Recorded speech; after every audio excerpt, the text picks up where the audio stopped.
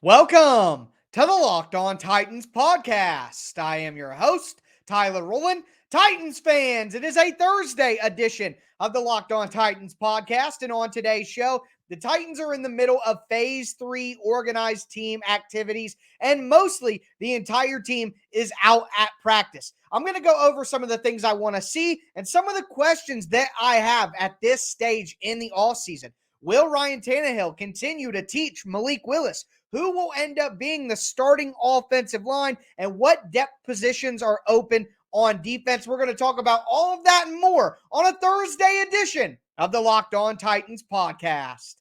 Let's get it.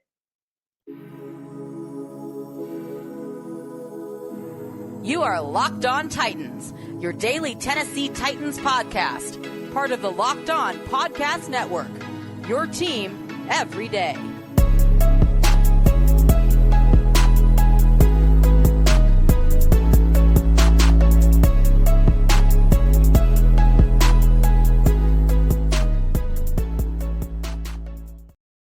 Titans fans, it is a Thursday edition of the Locked On Titans podcast. Wednesday night, if you're watching on YouTube. But yesterday, we did a recap of the Titans practice from Tuesday. The Titans were off practice on Wednesday. So now I kind of want to look at my wish list for this phase of OTAs, some of the, things that I've picked up from the first two practices for the Titans. So we're just going to go through some of those OTA related topics on today's show. Before we get into it, I do want to thank you guys for making the Locked On Titans podcast your first listen every day. If this is your first ever listen to the Locked On Titans podcast, make sure you subscribe on whatever platform you do stream. I am going to be putting out daily, Monday through Friday, free Tennessee Titans content on all platforms, not only during the season, but all year long. That includes on the Locked On Titans YouTube channel. Make sure you subscribe over there. Smash that notification bell so you know when all the content goes live. Throw a thumbs up on the video if you're watching right now. You can follow me on social media on Twitter at TicTacTitans. You can follow the show Facebook page on Facebook, of course, at Locked On Titans Pod. But with all the housekeeping out of the way, let's dive into my wish list / comments on OTAs for the Titans. So, number one, for me, it starts at the quarterback position. I hope that Ryan Tannehill continues to teach Malik Willis. Now, I don't know Ryan Tannehill personally, so I'm not going to sit here and say that he would be like this. But it's easy to be nice to the young guy, and it's easy to mentor the rookie and, do all that when the cameras are on you. Also, when you really do have complete job security in 2022, barring an injury, there's no way that Ryan Tannehill will not be the starter for the Titans this season. So when you have the job security and when you know the cameras are on you, you do the right things. I get it. But is Ryan Tannehill going to continue to help Malik Willis if Malik Willis plays awesome? If Malik Willis is having a great day, he's looking good, will he be like, you know what I'm saying? I don't know if he will or he won't, but one of my big questions is, will Tannehill continue to teach Malik Willis and be helpful as he said he would in his press conference on Tuesday and as the practice video showed on Tuesday? Will he continue to do that? And that leads me into this question. Can Malik Willis overtake Logan Woodside for quarterback 2? I know some of you guys think that that's a far-gone conclusion, that, yeah, that's obviously going to happen. But I'm not certain. Based on my experience with this coaching staff, I think that Logan Woodside is certainly quarterback 2 right now. Can Malik Willis advance enough? Can he learn the playbook enough? Can the tutelage of one Ryan Tannehill help him? It already looked like on Tuesday, Malik Willis has made adjustments to his throwing mechanics. We're already seeing development there. So with that development, with the entire team around him, can Malik Willis take over that quarterback 2 role? For me, that is a big one. Okay, that's a big one right there. Also, moving forward, but staying in the backfield, Dontrell Hilliard versus Trenton Cannon. I mean, that is a battle to watch because you got Hassan Haskins, who's kind of the backup power back behind Derrick Henry. But then who will be that number one scat back? Who will be the number one complementary back? Hilliard has the leg up from what he did last year, but Cannon has a similar skill set, and he's a better kick returner, which gives him more roster versatility and value. Of course, you have, guys like Jordan Wilkins or Julius Chestnut, the undrafted free agent. But to me, the battle really comes down to Dontrell Hilliard versus Trenton Cannon.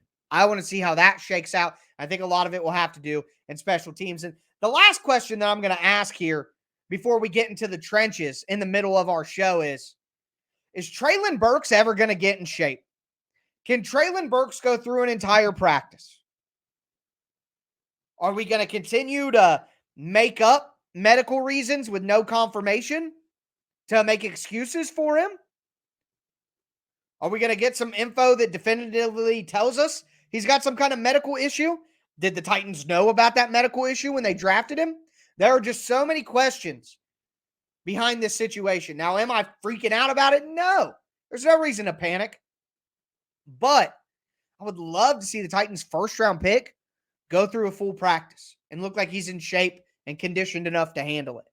Now, we're in the prime time to get that conditioning going, but there are guys who showed up to OTAs in condition, ready to go for full practices. And we have not seen Treylon Burks be able to do that yet. Also, the bottom end of the depth chart for wide receiver: Des Fitzpatrick, Racey McMath, Kyle Phillips, Mason Kinsey, Cody Hollister. Are these guys going to be able to carve out a role for themselves to make themselves an actual realistic help to the Titans this year? We know Treylon Burks, Robert Woods, Nick Westbrook-Akina. But what about the back end? That's what I'm interested in seeing. How those guys battle it out. All of these reps matter for those guys trying to make the team. That's why you never see low end of the roster guys skip OTAs, okay? Guys on the roster bubble. That's why, because they all matter. So that's what I'm going to be looking for at the skill position spots. Well, I will say at tight end, can Chigakonkwo immediately come in and take the third tight end spot behind Swaim and Austin Hooper over Tommy Hudson, over Briley Moore? I'm watching for that as well. But with the skill positions out of the way, we're going to get into the trenches, not only on offense, but on defense as well. Before we get into that, though, do want to tell you guys about the best tasting protein bars in the galaxy from our friends over at Built Bar. You get the best of both worlds when it comes to Built Bars. Yes, you get all the health benefits you want from a protein bar. They're low calorie, low sugar, high protein, high fiber, but you also get incredible taste. And I mean, most of the Built Bars I've had are better tasting than any candy bar that I've ever had. The peanut butter brownie, the white chocolate cheesecake, the salted caramel are some of my classic favorites. But the birthday cake puffs were absolutely phenomenal. The brownie batter, just absolutely delicious. Go to built.com right now. Use promo code LOCKED15. You're going to get 15% off your order. Once again, that's promo code LOCKED15 for 15% off at built.com.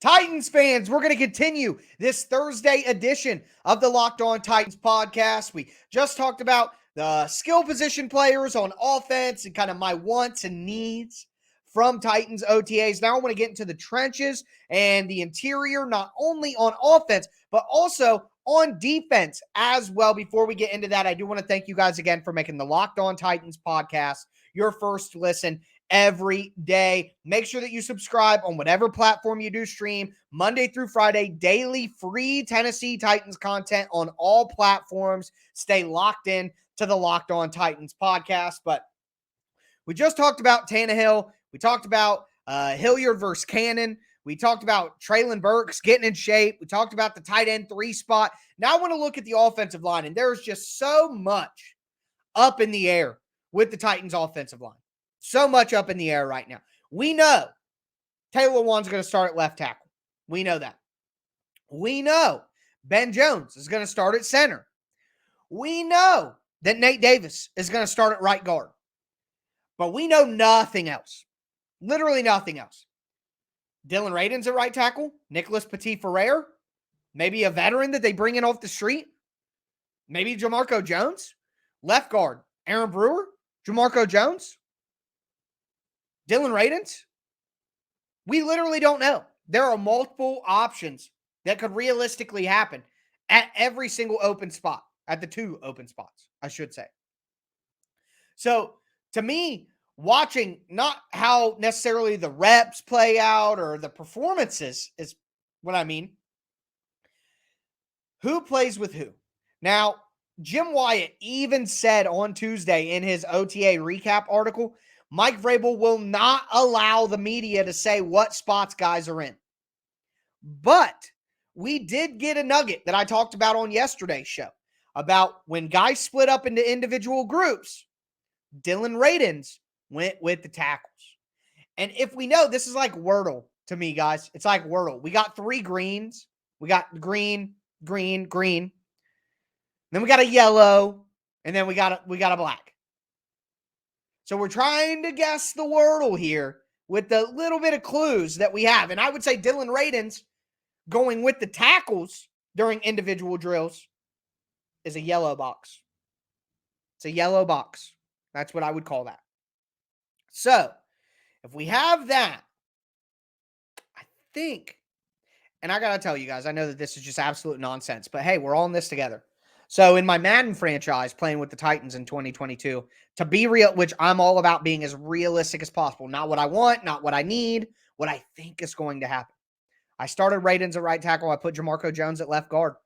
I really do think that's going to be the Titans' starting offensive line if we don't see any additional additions, any additional signings.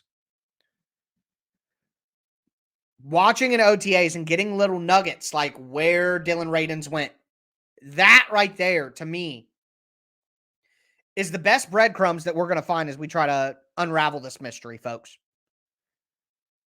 But that piece of information, along with the 3 green boxes that we already have, I think give us a good indication of where things are going. But that's obviously the biggest thing to watch going forward for the Titans. On the defensive line, interior defensive line at that. Teair Tart, Naquan Jones holding it down.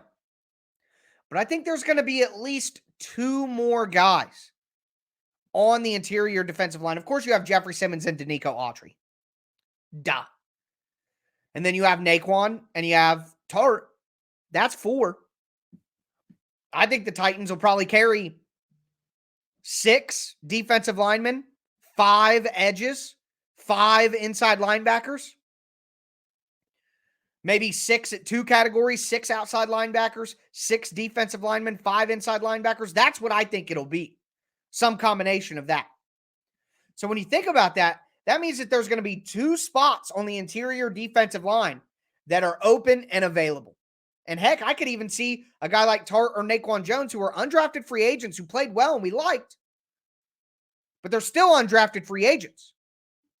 So it makes it obvious to me that they're not above reproach. If somebody absolutely beats them out in camp, they'll lose their spot. But I think that Tart and Jones have done enough that they get a roster spot. So with Nico and with Jeff, that basically leaves Deshaun Hand, highly touted guy out of Alabama, Kevin Strong, who played pretty decent for the Titans last year in spot duty. Obviously, they trust. The 2 undrafted free agents, Haskell Garrett from Ohio State, Jordan Peavy. I mean, who is going to win those last 2 spots? For me, I think it's going to be Deshaun Hand and Jordan Peavy. I really do think Deshaun Hand has a ton of talent, has good size. If they can get the most out of him, which I think they can, I think he could be a contributor here. And Jordan Peavy just has nice size, which could give him versatility up and down the offense or the defensive line. So that's kind of my guess right now, my early guess. But watching that battle unfold, OTAs matter for that, okay? OTAs matter because it's not necessarily with no heavy pads on, not full pad and not full contact. It's not necessarily who plays better. It's, do you know where to be? Do you know the play? Do you know your assignment? How do you interact with your teammates? How do you respond to coaching? All of that is what is most important right now. So with the trenches out of the way, we're going to move into the back end of the defense to cap off today's show. We're going to talk about the linebacker battle. We're going to talk about the edge battle, cornerback rotation, third safety, even a little special teams sprinkled in there as well. So very excited to dive into that. Before we do, I want to thank you guys again for making the Locked On Titans podcast your first listen every day. As for your second listen, make sure you check out the Locked On NFL podcast. It's free and available on all platforms Monday through Friday, including the Locked On NFL YouTube channel. I am actually the host of the Thursday show today for the National Locked On NFL podcast. So I would appreciate your support if you guys would go check that out. But we're going to dive into the rest of the defense in just a moment.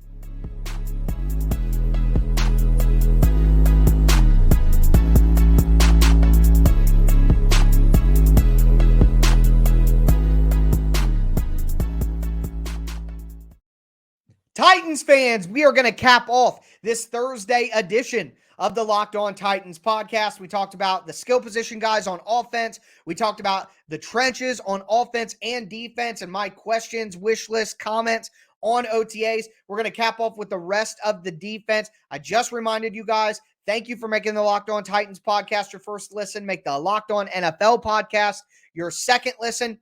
Diving in here, or back in, I guess you could say, to the inside linebacker spot. Yeah, we know the three linebackers.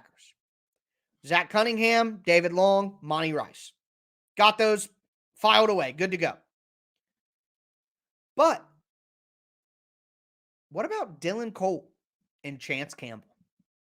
If the Titans do keep 5 inside linebackers, maybe they both stick.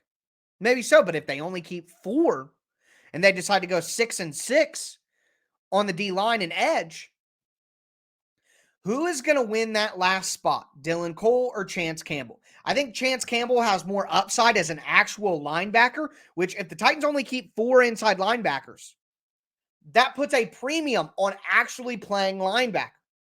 But I do think right away Dylan Cole would be better at special teams. We saw Dylan Cole make that big forced fumble against the Saints last year on kickoff return coverage. That was awesome. So who gets the roster spot? And then whoever the 4th linebacker is, let's say it's Cole or Campbell, are they able to beat out Monty Rice? Monty Rice had a season-ending injury. He is limited in practice right now. Could those increased reps for Cole or Campbell allow them to overtake Rice as the 3rd linebacker? I don't think so. But all things are possible, guys. All things are possible. You can't rule anything out. But I'm more interested in Dylan Cole, Chance Campbell, who gets that 4th inside linebacker spot. And I would imagine that it's going to come down to special teams. Because if Chance Campbell can be just as good as Dylan Cole on special teams, but a better linebacker prospect who's younger, I think it makes sense to go with Chance Campbell. But ultimately, I think the Titans keep all 5. 5 edge, 5 inside linebacker, 6 defensive linemen. That's my early initial guess right now. But the other linebacker spot is edge rusher. And of course, you have Harold Landry. You have Bud Dupree. But can Rashad Weaver get back enough to take over the 3rd edge rusher spot? If Weaver is not ready to be the Titans' 3rd edge rusher this season, and all they have right now is Ola Adeni, David Anini, an undrafted free agent, Justin Lawler, the Titans are in trouble there. That's another spot along with the offensive line. I could see the Titans making a veteran addition throughout the summer. They need another rotational rusher. Ola is a great special teams player, and I think he's a solid 5th rusher. But with Bud Dupree's health concerns, Rashad Weaver coming off of a major injury, the need for a solid 3rd rusher is so important. Can Rashad Weaver be that? That's the question. I don't know if I would count on that, though. So again, this is a spot. if you had Landry, Dupree, Weaver, Ola, and Ryan Kerrigan, I think that would be a great group to go into the season with. But in the secondary, the cornerback rotation, I think, is what's most important. You're going to have Farley. You're going to have Fulton. You got Elijah Molden, Roger McCreary, Buster Screen, Greg Maben, Chris Jackson. My interest is, could McCreary wrestle away the slot cornerback position? If Farley doesn't put his best foot forward coming back from injury, does that give McCreary an opportunity to play on the outside and kind of cut his teeth there to get him more reps? But really what I'm looking at is that Molden versus McCreary.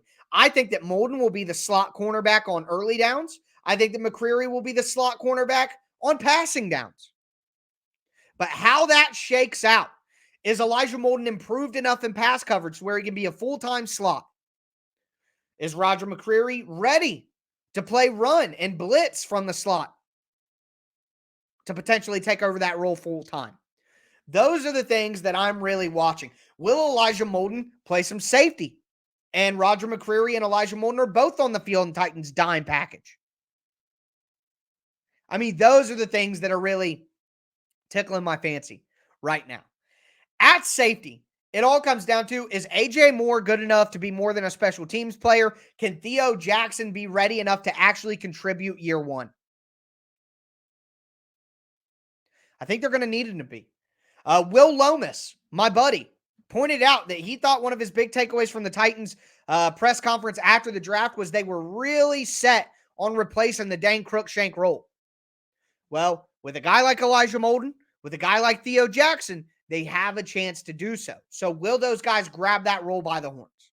That's what I'm watching for. That's a question that I have and want to see play out.